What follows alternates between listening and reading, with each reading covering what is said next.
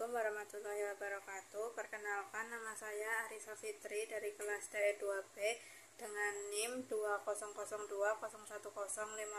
dari Politeknik Negeri Cilacap. Di sini saya akan menjelaskan sedikit materi mengenai keandalan dalam mata kuliah perawatan perbaikan.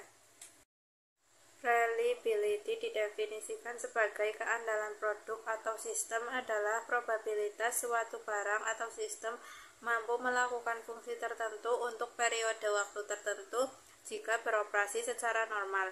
Untuk fungsinya dari keandalan adalah suatu probabilitas di mana sistem dapat berfungsi dengan baik pada periode tertentu atau periode T.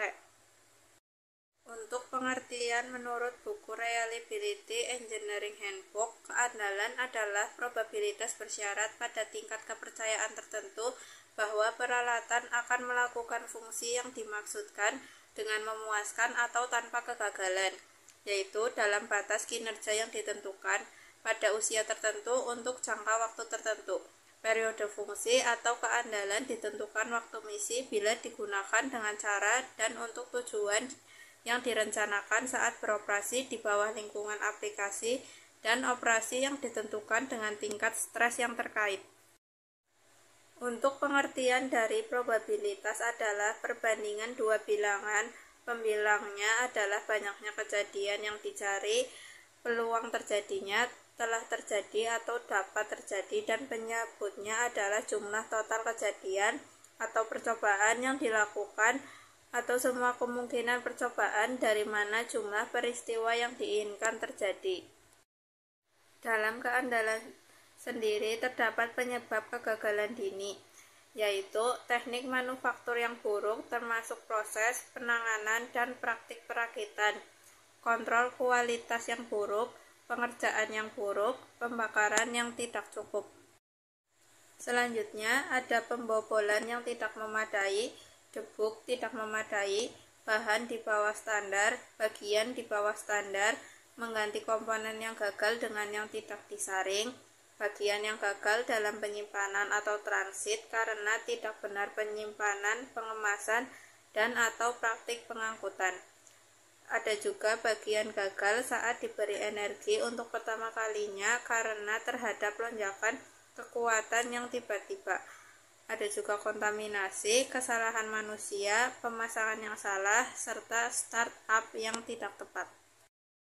Untuk kemungkinan penyebab kegagalan antara lain interferensi atau tumpang tindih yang dirancang dalam kekuatan mengalami stres selama operasi. Faktor keamanan yang dirancang tidak mencukupi, cacat yang lolos bahkan yang terbaik yang tersedia, teknik deteksi, kesalahan manusia dalam penggunaannya.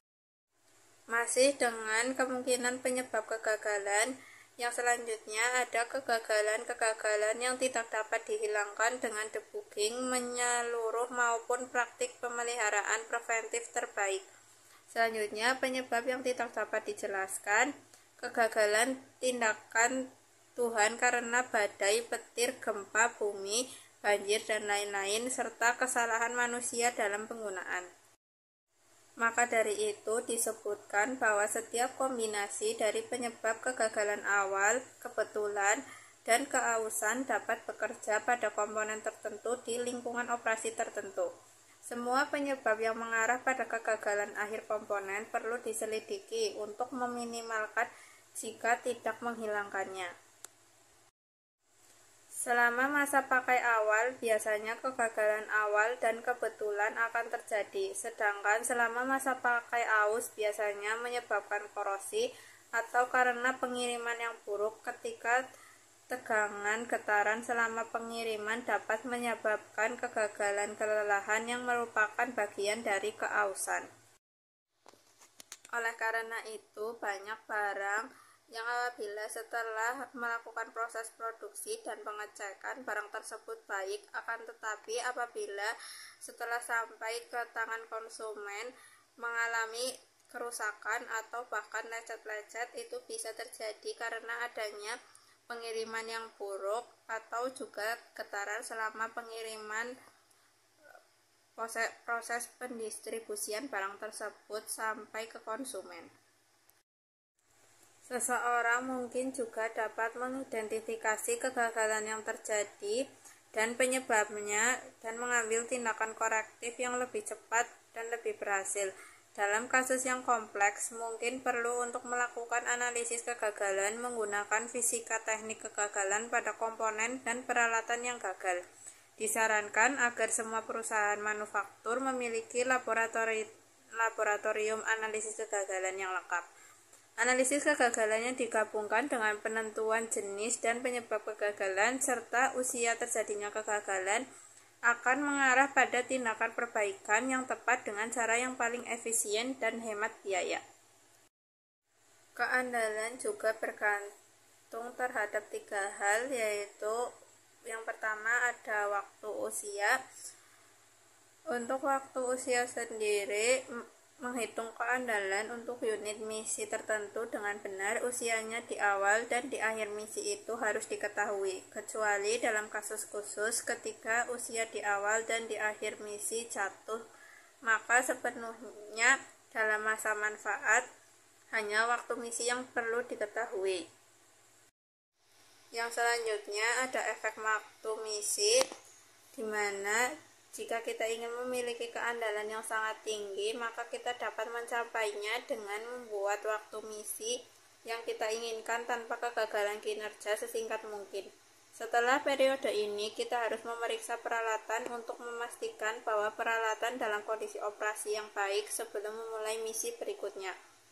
Dalam kondisi tersebut, reliabilitas yang sangat tinggi dapat diperoleh. Harus ditunjukkan bagaimanapun bahwa jika peralatan harus beroperasi untuk waktu yang lebih lama tanpa gangguan, mengurangi tingkat kegagalannya, menggunakannya selama masa manfaatnya, atau menggunakan redundansi, paralel, atau siaga adalah pendekatan yang lebih baik untuk mencapai keandalan yang lebih tinggi. Keandalan dapat menurun lebih tajam untuk komponen yang menunjukkan kegagalan awal saat waktu misi meningkat daripada untuk kegagalan kebetulan dan aus. Keandalan untuk komponen yang menunjukkan kegagalan keausan menurun sangat lambat mendekati usia 0 karena kegagalan keausan jarang terjadi pada usia dini. Tetapi keandalan menurun tajam di kemudian hari ketika kegagalan aus mulai terjadi, dan tanggung jawab turun ke 0 setelahnya lebih cepat daripada kegagalan kebetulan saat waktu misi meningkat. Selanjutnya ada efek stres, di mana pada efek stres ini tingkat stres yang lebih tinggi, maka tingkat kegagalan umur awal lebih tinggi, serta akhir umur awal akan lebih pendek, masa manfaat juga lebih pendek, dan masa keausan dimulai jauh lebih awal. Untuk keandalan dalam suatu sistem sangat dipengaruhi oleh proses desain. Namun, desain harus memenuhi persyaratan yang telah ditetapkan oleh profil misi. Profil misi mencakup definisi fungsi yang akan dilakukan sistem, deskripsi lingkungan di mana sistem akan disimpan, diangkut, dioperasikan, dan dipelihara, pernyataan tentang keandalan dan persyaratan tingkat keterampilan pengguna, dan definisi kegagalan sistem relatif terhadap fungsinya. Terima kasih, sekian penjelasan yang dapat saya sampaikan, kurang lebihnya mohon maaf. Wassalamualaikum warahmatullahi wabarakatuh.